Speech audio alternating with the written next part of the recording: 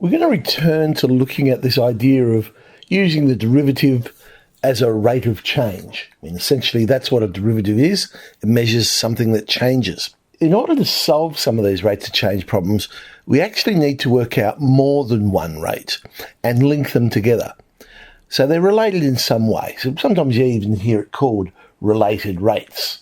Basically, it comes from our chain rule, implicit differentiation, all sorts of names for the same thing. But this idea that dy dt, so that rate of change, can be rewritten as dy dx times dx to t. Because derivatives are rates, and rates are like fractions, and we can think of it as the dx's there are cancelling. So let's look at it via an example here. So an ice cube, so a block of ice in the form of a cube, we know it has edges of 10 centimetres, and it's melting, and it melts in such a way that those dimensions decrease at a rate of 1 millimetre per second. We want to know the rate the volume is decreasing when the edge gets to 5 centimetres. Well, let's draw up a little picture there. There's our ice cube, and the edge I'm calling x. So we want to find dy to t. How does volume change with respect to time? They've told me dx to t, how the edge length changes with respect to time. And it's decreasing, so the rate's negative, 1 millimetre per second. Now we've got to make sure our units are consistent, so I'm going to be using centimetres for this. So 1 millimetre, the same as 1/10 of a centimetre. So how do I link these two rates together? What's the other rate that I need? So dy to t is equal to, well, we've got dx to t. If I could find another rate, dv dx, then they would now be equivalent. The dx's would cancel, and I've got dv to t. So now we're looking for some piece of information that links volume of the cube to its edge length. Well, of course, we know that the volume will equal x cubed, length times breadth times height. So if volume is x cubed, dv dx must be 3x squared. So now I can come up with a formula. I've got dv dx is 3x squared, but I'm multiplying that by dx to t, which is minus 1/10. And I have a formula that will work out dv to t, but what I'm actually substituting in is the edge length, x. So dv to t is minus 3x squared over 10. We want the situation when that edge length is 5. So substitute in 5, and I get minus 7.5. So what we know is that when that edge is 5 centimetres long, that the volume would be decreasing at the rate of 7.5 centimetres cubed per second. Let's try another one. So a vessel, which just means a container, is in the form of an inverted cone, so an upside down cone. And we're told the vertical angle is 90 degrees. So if the depth of the water in the vessel is x centimetres, what is the volume of water? Again, it's always a good idea to draw up a picture of the situation so we can get a feel for what's happening. So there's my inverted cone. We're told that angle down the bottom there is 90 degrees. But I've also put a water line in there. So my blue circle's representing the surface of the water. Now they've told me the depth of that water is x. If I draw in the radius, because remember we want to try the volume of the water, volume of a cone, 1/3 pi r squared h. We've got h, we want to work out the radius. If I just extract that right angle triangle, we've got a 45-degree right angle triangle, and the side representing the height is x.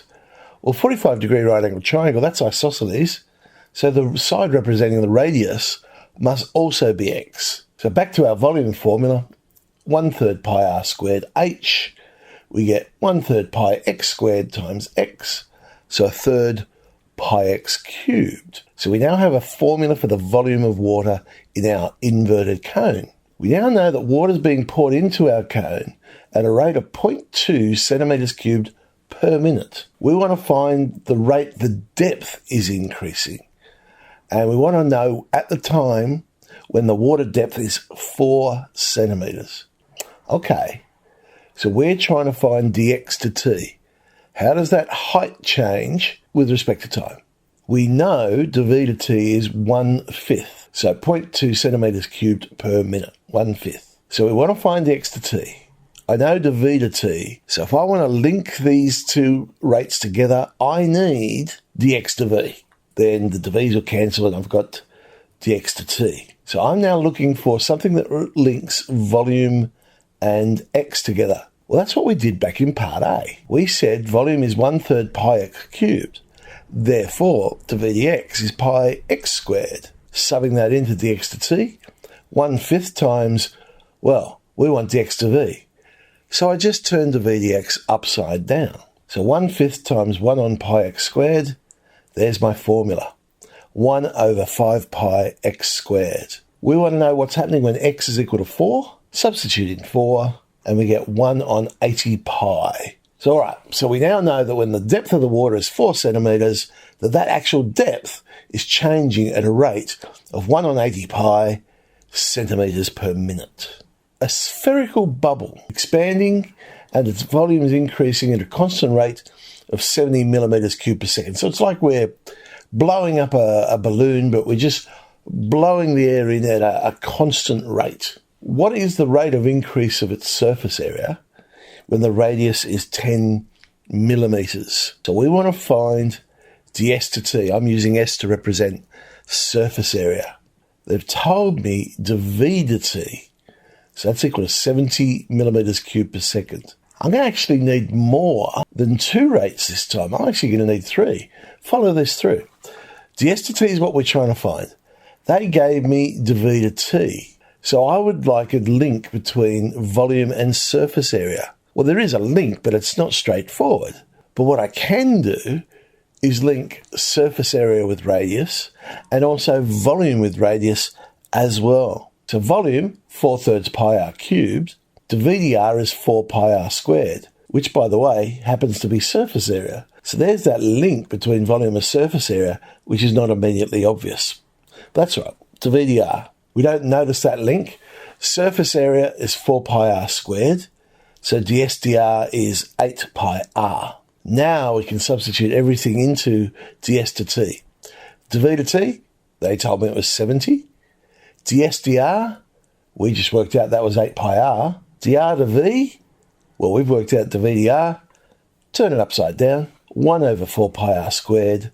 Tidying all that up, we get 140 over r. So the rate of change of the surface area is equal to 140 over r. Let's just take a second to think about the problem. Remember, we're blowing air in at a constant rate.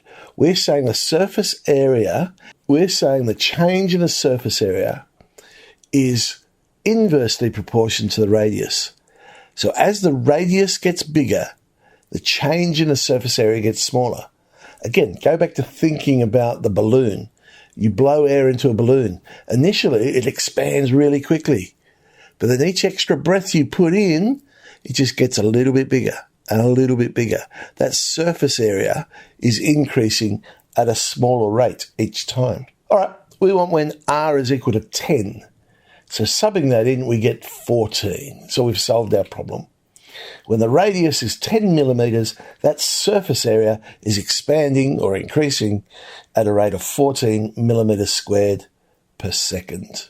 All right, well, 16a, there's a handful of problems looking at this idea of rates of change and having to link together more than one rate.